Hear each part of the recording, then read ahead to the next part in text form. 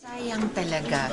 Maganda po sana ng pagkakataon na mapag-usapan nila yung mga issues at mga principles of common concern sa buong international community kahit itinataguyod pa rin natin yung ating independence sa anumang maaring pakikialam ng ibang mga bansa. So, sayang talaga.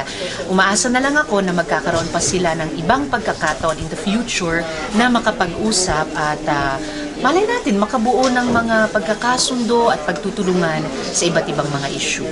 Sa kabila ng aking panghihinayang, kaya sinabi ko sayang di sila makapag-usap ngayon, sana sa susunod ay samantalahin yung ganyang pagkakataon para ipagpatuloy at i-improve yung matagal ng relasyon ng Pilipinas at ng Estados Unidos. Ganun din sa ibang mga bansa.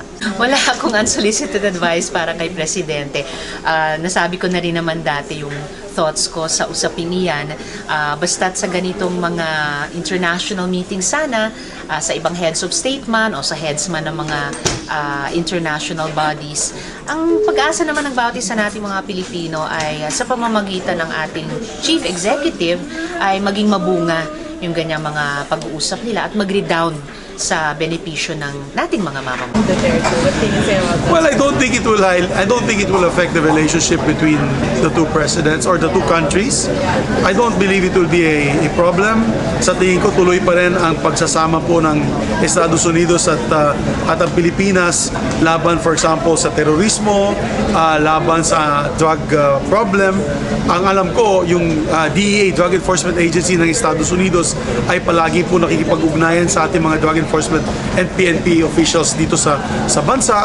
So in terms of policy, I don't think one leader can change the friendship of two nations that we've had in the past 100 years.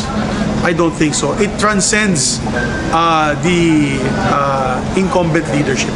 Hopefully, maging close din po tayo sa susunod na Pangulo ng Estados Unidos.